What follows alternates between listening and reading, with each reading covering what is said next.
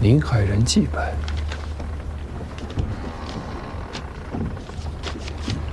别看了，白纸无字。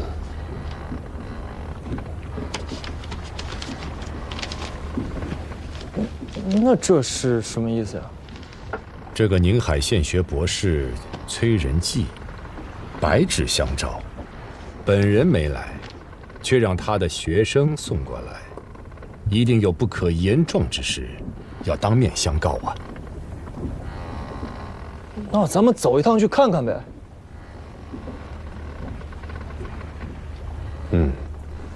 你真的看清楚了，里面只有一张白纸。卑职看得明白，那封拜书从未封口，里面只有这一张白纸，信封上只有5个字：宁海人祭拜。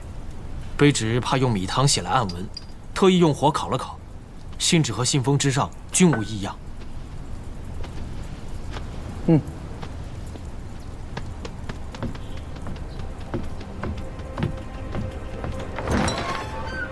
这个宁海县学崔仁济，葫芦里卖的是什么药？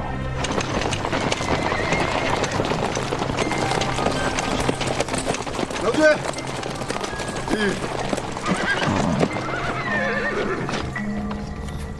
怎么了？郎君，台州知州沈从约昨夜抓了宁海县尉，名字叫沈银，表字犯了郎君的小讳，乃是吴兴沈家人。如今台州知州沈太守便是他的族属。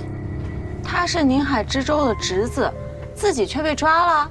正是，说是犯了三郎君和戴太尉的逆案。之前他已经暂署了睦州知州，后因戴太尉和三郎君坏事，先是贬为台州从事，而后又贬两级，做了宁海县尉。这事情是越来越有意思了。进城了，造访县学。是，带队的那位刘指挥是如此说的。太守，都下去。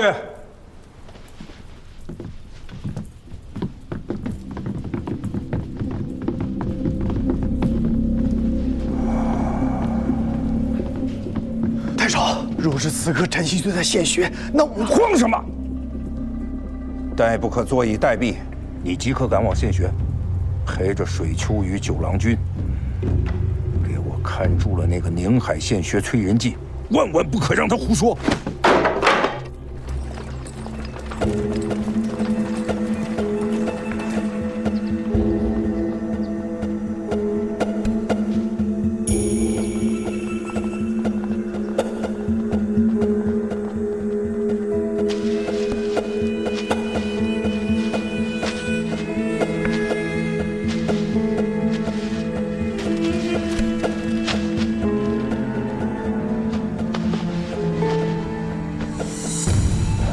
还有这个，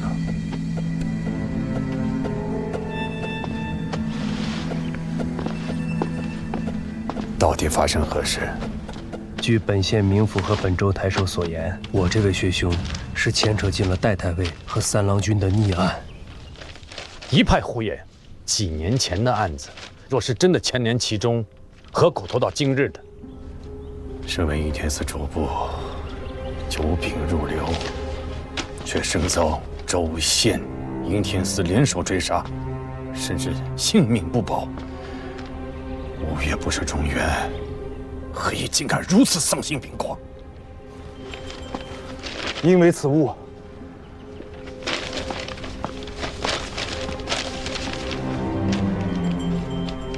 这是秋父纳凉的直器。是。重点在此处。开运4年9月辛卯。9月。可现下是6月啊。纳凉也不过开始了10几日而已，应该落下6月的脚气，可这上面却是9月辛卯。9月辛卯是每岁秋赋征纳的最后期限。这张直器在民间和衙前有个响亮的称号，唤作“先征后粮”。先征后粮，以两税法，秋赋纳粮，先粮后征啊。可是他方才说的是先征后粮。是啊，这样的直器，若在12州家家户户都有一张，那吴越之地便与年初之汴梁也相去不远了。郎君说得对，所谓先征后量，乃亡国之政。宁海县令高旭前来侍奉九郎君水丘公。下马，退后。本官乃宁海令。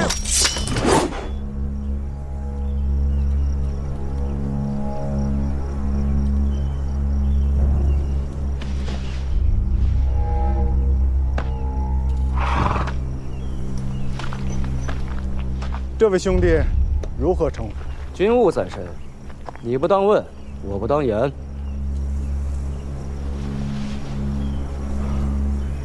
是本官来到孟浪，劳烦兄弟通禀则个。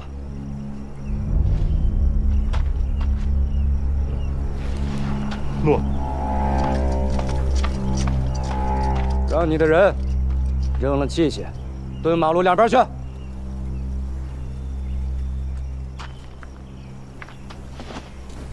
去年夏秋两季，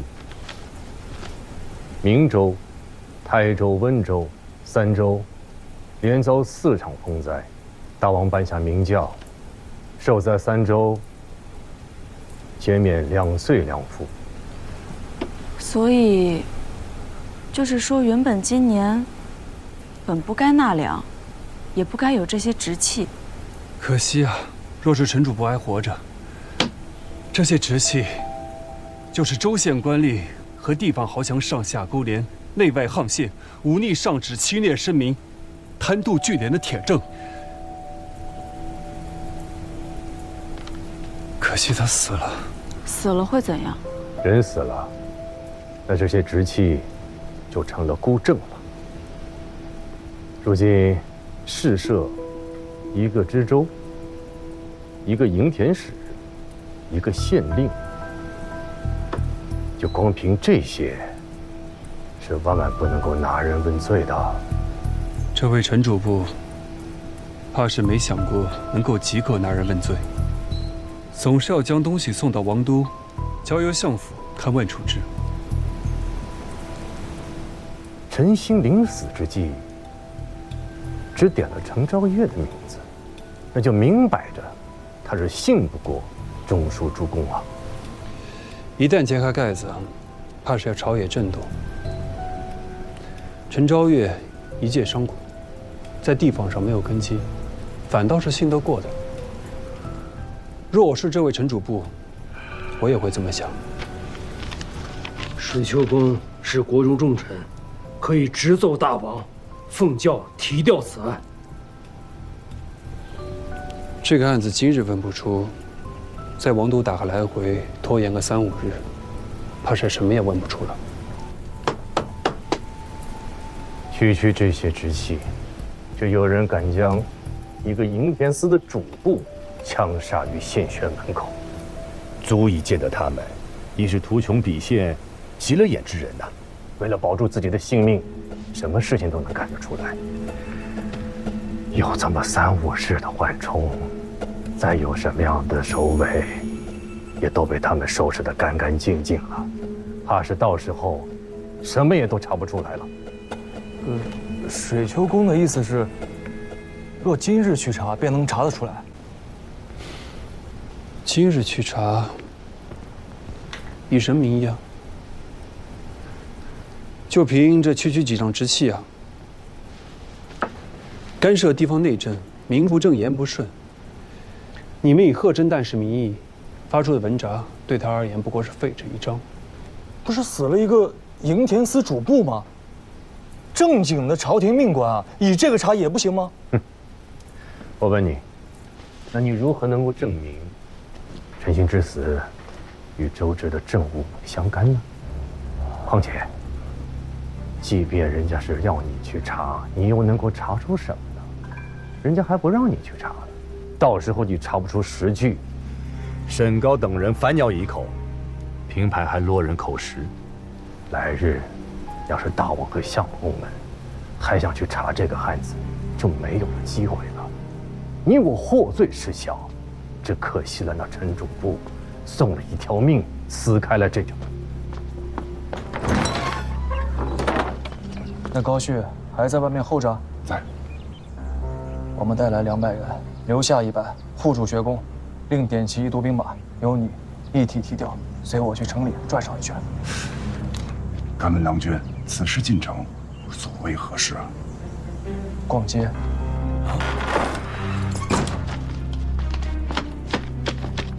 事机紧急，其他的也顾不上了。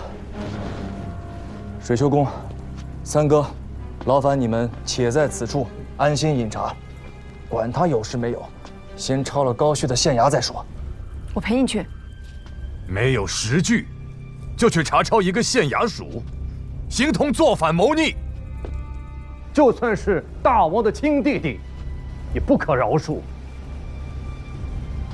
九郎，不要为难自家，也不要为难大王。在宁海县衙做反，总不至于比在崇元殿上做反还难吧？九郎，你想好了吗？当然，水秋公是国之重臣，不能胡来。于炸子，无法。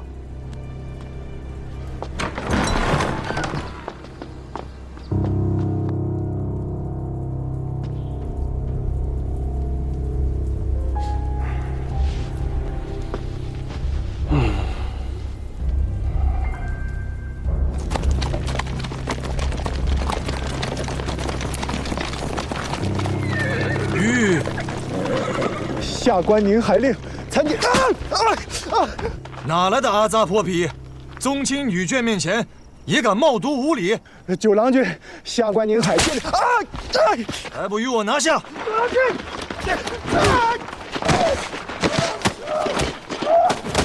郎君，将这厮捆了。他看了我家命妇娘子，把他的眼珠子还出来。我自己来。郎君，此人无礼教训于您便是，若是伤及性命，回去王都是要罚贵凤仙堂的。我家娘子刀都抽出来了，没听说过修刀难入鞘吗？郎君所言极是，但是郎君与娘子游宁海，岂能被此等小人扰了兴致？拖走！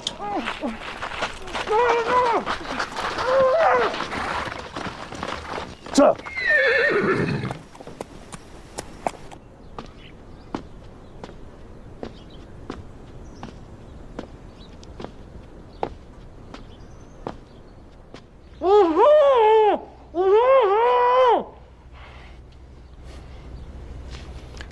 认得我吗？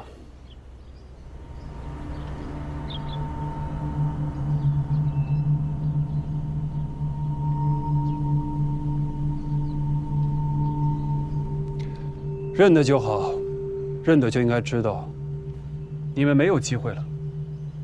今日之后，台州跟宁海便与你无关了。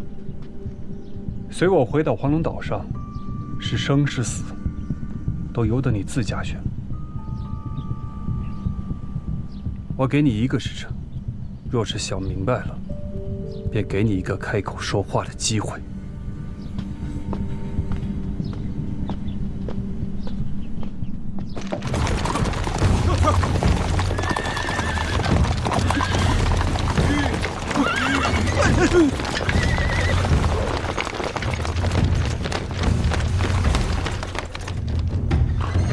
前后左右围住，不要让跑了任何一人。诺。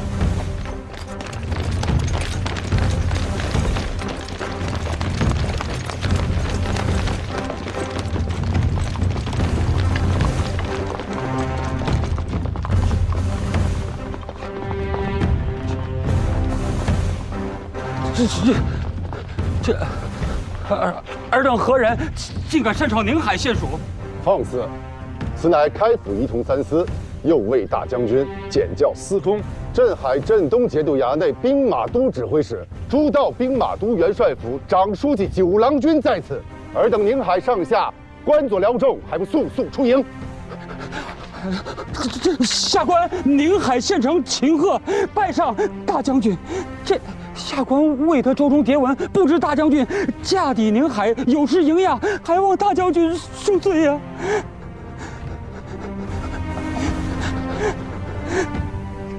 大将军有谕，不知者不罪。秦献城免礼。谢大将军。快过速迎大将军入衙。请大将军。哪里来的大将军？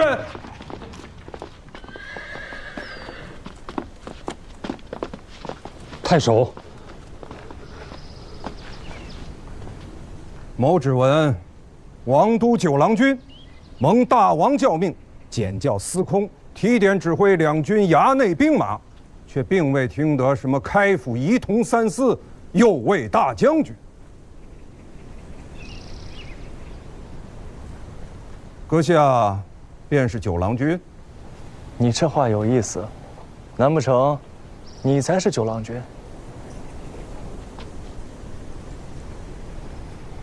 纵使阁下真的是九郎君，没有大王的教命手札，便不得在此喧哗，搅扰县属，干涉地方政务。这等事体干犯国法。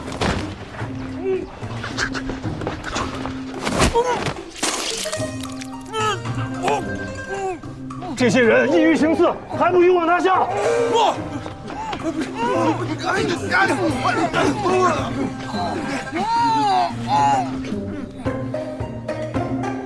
高旭好歹也是功臣子弟，诸事尚且不明，此时为难他，没有意义。无妨。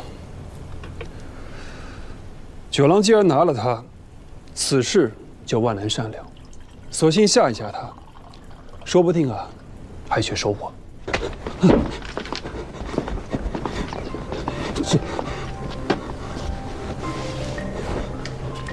郎君，全在这儿了。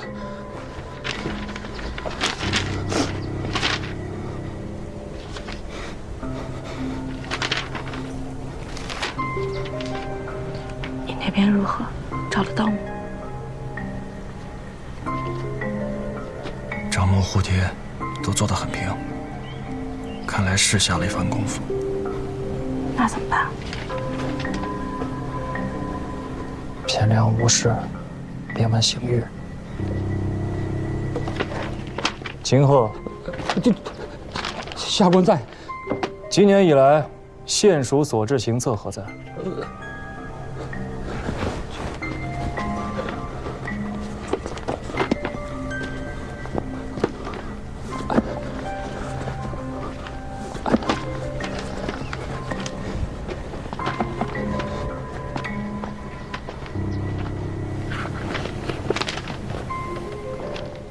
这是这2个月的吗？是。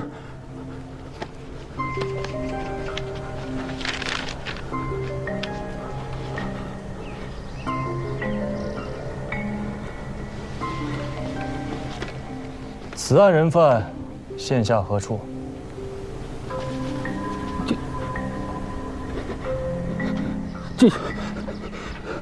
此人敢犯此人敢犯的是逆案，这目下人自假号监防在押。我今日来，正为此人。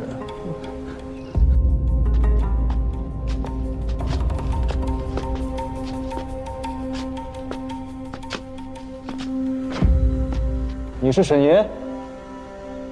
你是九郎君吧？你见过我三哥？今日在此的，若是西安侯，当是台州人之福。旁人提起他，不是孙逆，便是孙树人，客气一点的直呼其名孙本。倒是你，还记得他昔日爵位？郎君如何称呼他？他是我三哥。如今还是？有些事万古不易。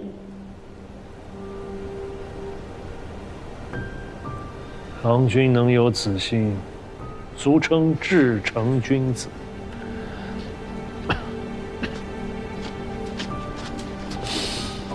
方才沈君说，若西安侯在此，当是台州人之福，此言何意？郎君今日为何而来？先征后粮，田土兼并。看来郎君知道的不少。既知道有何打算？这宁海县的账册和户贴平准相宜，看不出毛病啊。郎君看得懂户贴和账册？我当然能看懂，我只是看不破。看破其实不难。郎君看不破，是平日不离时务之故。那还请沈君提点一二。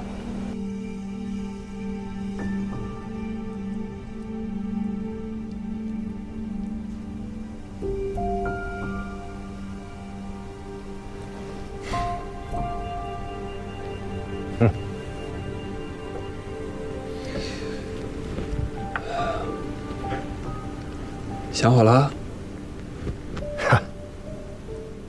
摊上这桩千古第一麻烦事，我想得好想不好，有什么区别？地方官吏这些鬼魅伎俩，其实并不难破，倒是破了之后，才是真正的为难之事。那又如何？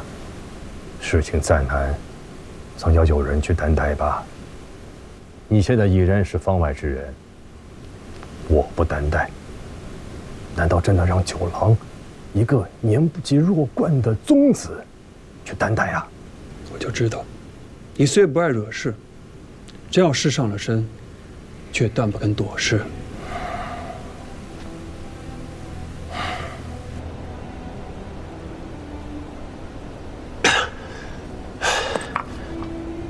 大王明教，捐免台州5县2年的粮赋，明面上谁也不敢违误教命，提前收上来的秋赋，自然也不敢入到明账上。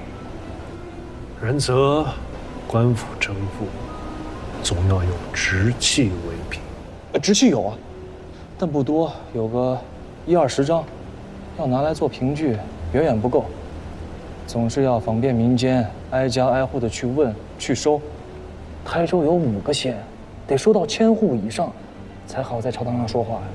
眼下若是去民间收缴直契，怕是连1张都很难收了。郎君能收到10几张，已是不易。这是为何？直契自然是有的，没有盖了官府大印的直契为凭，谁还肯纳粮？只是眼下这直契早已不在纳粮的民户手里了。不在民户，被官府收缴了？强行征缴，立时会逼起民乱，他们可没那么蠢。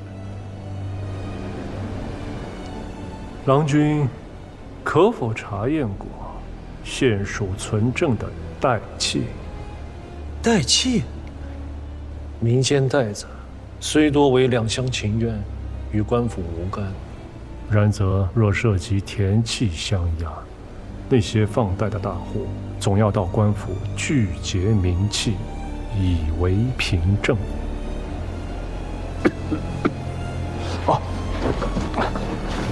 去找那个姓秦的县长，让他去拿入夏3个月以来的代契来看。来，搞。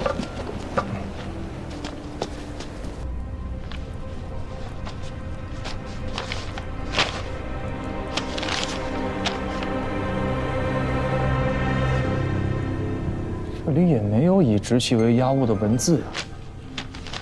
这等落下实据的文字，自然不能有。他要认真的查起来，得多少颗脑袋落地？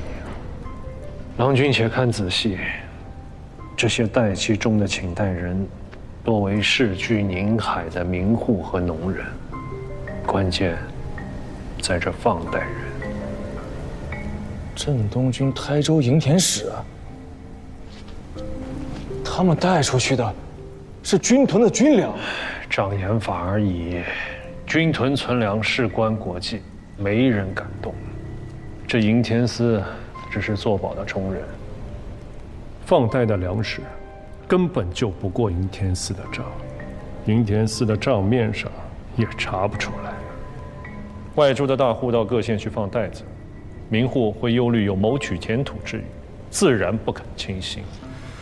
可若从中出面具名的是营田司，那些本地的民户便放心多了。那个丢了性命的陈兴，便是营田司主簿。营田司也只是浮在表面的一层而已。便以我家为例，吴兴省市纵是大族，毕竟根基不在宁海。连州跨郡的到本地来放袋子兼并田土，又如何能指使得了他杜浩出面？台州营田使杜浩。杜浩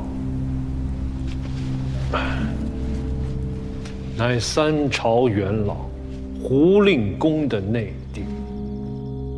依崔博士白日所见，高旭是功臣子弟，沈从约是地方豪族，杜浩是胡令公内弟。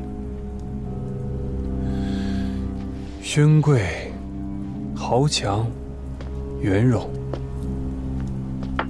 这块石头扔下去，掀起的是滔天巨浪。州县官府下去催缴本该捐免的钱粮，秋粮未收，民户无粮可拿。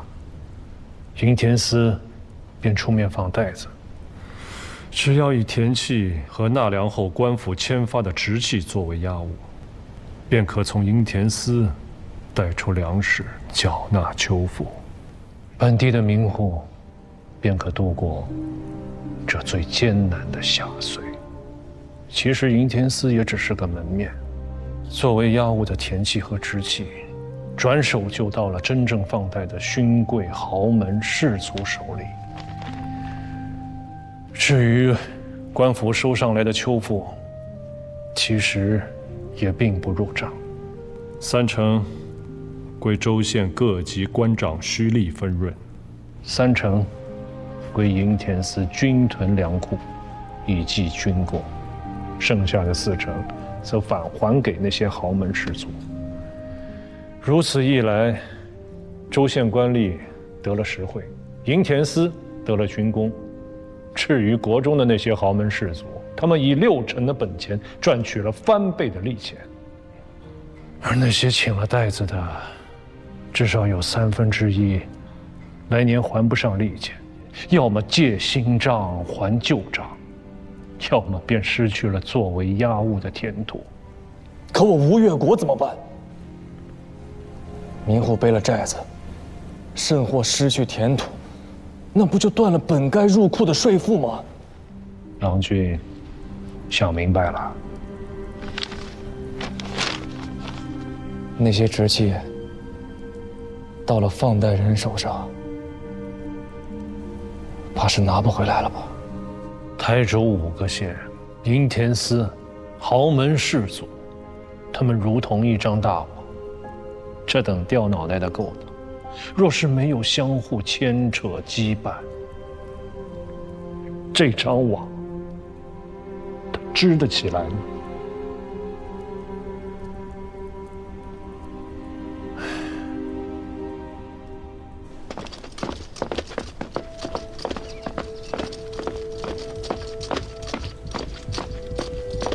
此事大抵如此。刘元琛，末将在，大川那边不要留人了，剩下的300多人都调过来。诺。不能再等了，台州营田司设在海油镇，快马过去也要半个多时辰。你可是想定了？没有教民在手，我不能够干涉地方的政务。但是营田司不同啊，它是军务。认真的说起来，九郎和我是有便衣行事之权的。你们过去，县学这边我来坐镇。九郎已经把握了县署，营田司那边我亲自跑一趟，不要再做揽事了，你就坐镇县署。那个沈某深悉底细呀，一定要好好的把握在我们的手里。沈从约履任州郡，是一个不好相与的人呐。